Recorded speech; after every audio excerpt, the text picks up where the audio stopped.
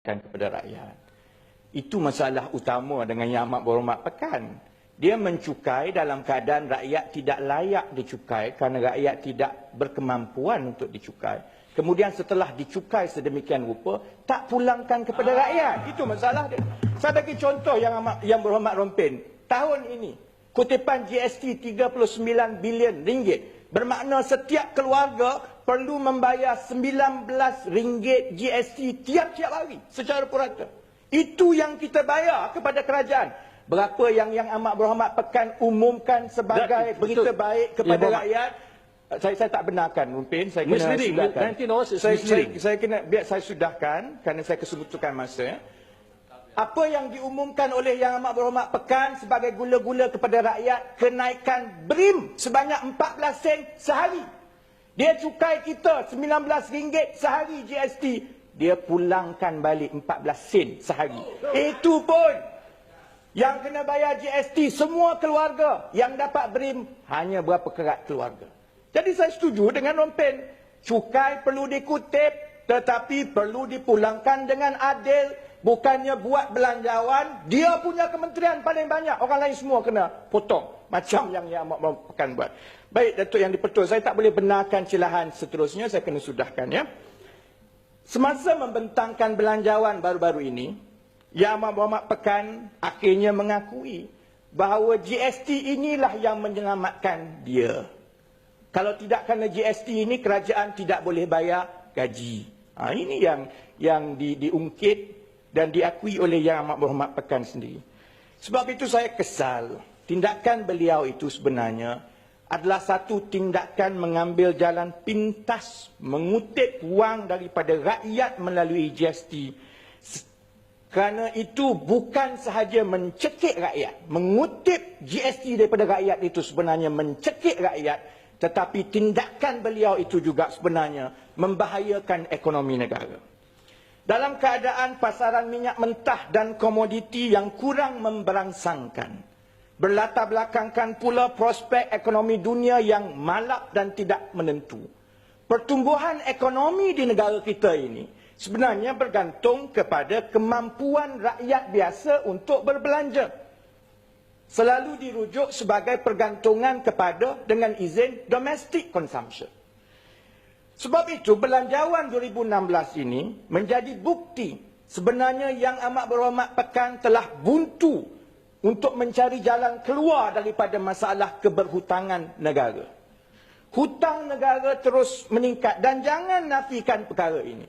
Kerana belanja, membayar faedah dan juga kos-kos mengurus hutang telah mencecah 27 bilion dalam belanjawan ini, iaitu 10% daripada belanjawan hanya untuk membayar faedah hutang. Kemudian, Yang Amat Berhormat Pekan juga terhimpit kerana ruang fiskalnya semakin sempit. Apabila ruang fiskal itu sempit, sukar bagi kerajaan untuk mengambil hutang baru. Kerana paras hutang yang sudah pun tinggi dan juga kerana krisis credibility 1MDB dan dana 2.6 bilion yang dihadapi oleh Yang Amat Berhormat Pekan. Sebab itu Yang Amat Berhormat Pekan gagal membersihkan nama beliau sehingga sekarang daripada skandal 1MDB. Gagal membersihkan nama beliau daripada skandal 2.6 bilion. Gagal menambah hasil kerajaan. Lalu jalan pintas dia kutip GST daripada rakyat biasa. Sebab itu saya nak ingatkan kepada Yang Amat Berhormat Pekan, biar masuk di dalam penyata rasmi. Tidak malukah Yang Amat Berhormat Pekan apabila angka yang paling ketara daripada pembentangan beliau tahun ini ialah rakyat bayar GST setiap keluarga 19 ringgit sehari, kenaikan BRIM 14 sen sehari. Rakyat tidak boleh lupa perbandingan yang cukup besar itu.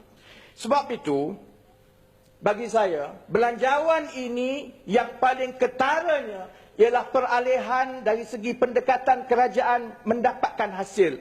Daripada menggunakan aset negara, daripada bergantung kepada hasil minyak kepada bergantung kepada rakyat kebiasaan melalui kutipan cukai GST. Dan saya nak rekodkan juga Datuk Yang di-Pertua supaya Yang Amat Berhormat Pekan beri jaminan hasil yang diunjurkan ini adalah berdasarkan harga minyak mentah $48 setong. Kalau ikut laporan dunia, banyak penganalisa menyatakan harga minyak mentah boleh jatuh ke paras $20 setong tahun depan. Kalau itu berlaku, maknanya akan ada lompong yang besar dalam hasil kerajaan. Saya nak Yang Amat Berhormat Pekan berjanji dalam Dewan ini, kalau harga minyak jatuh di bawah $48 setong, kerajaan tidak akan menaikkan kadar GST. Kalau kerajaan kurang hasil, Pekan kena potong peruntukan dia yang berjumlah 21 bilion itu. Sokong atau tidak, Dewan Yang Mulia? Baik, yang bahagian yang terakhir, Datuk Yang di-Pertua, ya. Saya juga kesal kerana sedang rakyat terpaksa mengubah cara hidup kita untuk menanggung beban kewangan kerajaan ini. Pentadbiran Yang Amat Berhormat Pekan nampaknya tidak mengubah cara mereka. Pengurusan tetap sama. Ketirisan pembaziran tetap berlaku. 2 hari lepas saya tanyakan Menteri di Jabatan Perdana Menteri tentang belanja jet baru Perdana Menteri, ACJ 320. Saya minta senaraikan ke mana pergi, tujuan, berapa harga, siapa yang naik. Dia tak nak jawab. Tetapi kita boleh buat anggaran kerana maklumat ini telah bocor kepada kita. Anggaran saya bagi tempoh 6 bulan yang lalu, kos sewa jet tersebut 13.3 juta. Kos penyelenggaraan, operasi dan pengurusan jet baru Perdana Menteri 23 juta. Kos perjalanan luar negara dan lain-lain oleh Perdana Menteri 4.5 juta. Maknanya Yang Amat Berhormat Pekan, dalam kita kena perah dan cekik bayar GST, dia belanja 40.8 juta wang rakyat untuk bayar kapal terbang peribadi dia saja. Kemudian saya tengok, Datuk Yang di-Pertua, amalan menganugerahkan projek kepada kroni melalui perjanjian-perjanjian konsesi yang berat sebelah masih berterusan. Sedangkan kita tahu masalah kita dengan lebuh raya sampai kena naik tol, bayar pampasan, berpunca daripada anugerah perjanjian konsesi yang berat sebelah. Saya ambil contoh, ya.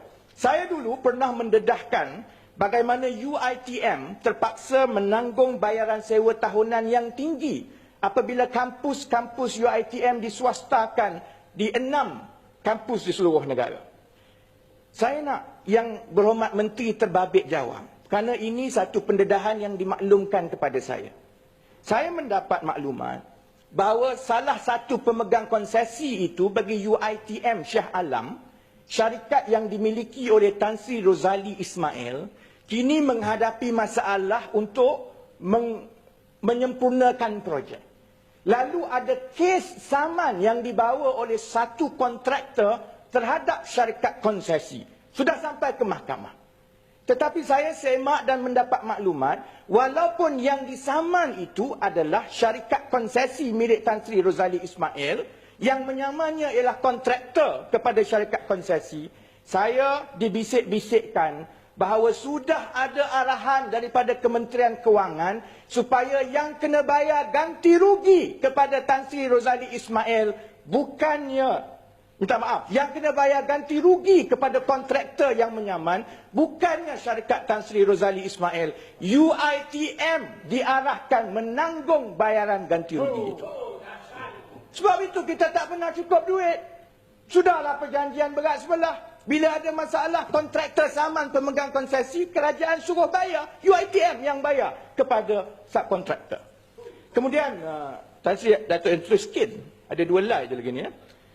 Saya juga nak tanya mengenai perkara yang sama, UiTM Puncak Alam juga, benarkah atau tidak kerajaan akan menganugerahkan projek penswastaan hospital UiTM Puncak Alam juga kepada syarikat konsesi yang dimiliki oleh Tan Sri Rosali Ismail? Kerana kita dah tahu dah dia bermasalah sampai masuk mahkamah, sampai kena bayar pampasan.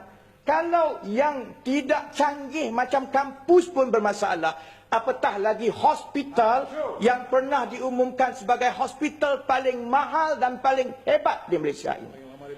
Saya mendapat maklumat begini, Datuk Yang di-Pertua. Penting ini untuk di dalam dan di luar dengar. Saya dimaklumkan bahawa perjanjian konsesi yang akan dianugerahkan itu melibatkan kos pembinaan hospital sebanyak 599 juta sahaja. Saya pasti ramai ahli dewan sebelah sana pun tak tahu. Sebab itu saya nak berkongsi. Kos 599 juta. Tetapi melalui perjanjian penswastaan konsesi ini, kerajaan terpaksa membayar jumlah 8.2 bilion ringgit dalam tempoh 22 tahun. Kos 599 juta, bayar konsesi 8.2 bilion. Duit siapa? Duit GST kita. Baik, Datuk Seri Yang di-Pertua, sebab itulah amalan-amalan beginilah, keborosan, ketirisan, penyelewengan yang menyebabkan perbelanjaan kerajaan terus naik. Ini bawa bala kepada rakyat. Terutamanya apabila hasil negara jatuh merudum, apabila hasil seperti minyak mentah juga jatuh. Jadi saya nak gulung dan simpulkan begini. Mengambil kira semua ini, wajarlah rakyat di luar sana marah dengan kepimpinan yang amat berhormat Pekan. Bukan saja soal 1MDB, bukan saja soal 2.6 bilion, tetapi soal kepayahan yang telah disebabkan oleh yang amat berhormat Pekan. Sebab itu populariti beliau adalah paling rendah dalam sejarah di kalangan Perdana Menteri kita. Dalam bulan Ogos 2015, rakyat yang bersetuju dengan beliau hanya 23%. Maknanya hanya 1 orang daripada 5 orang rakyat di negara ini yang bersetuju dengan yang amat berhormat Pekan. 4 orang tak setuju, baik daripada sana ataupun di sini. Sebab itu kita sebagai wakil rakyat, saya yakin kita perlu zahirkan suara rakyat tersebut di dalam Dewan yang mulia ini. Jadi saya nak tutup landing begini, Datuk Yang di-Pertua. Kalau suara rakyat di luar 4 daripada 5 mahu yang amat berhormat Pekan letak jawatan, kita perlu zahir dalam Dewan ini. Sebab itu saya ajak rakan-rakan di seberang sana, kali ini kita tolak belanjawan yang amat berhormat Pekan.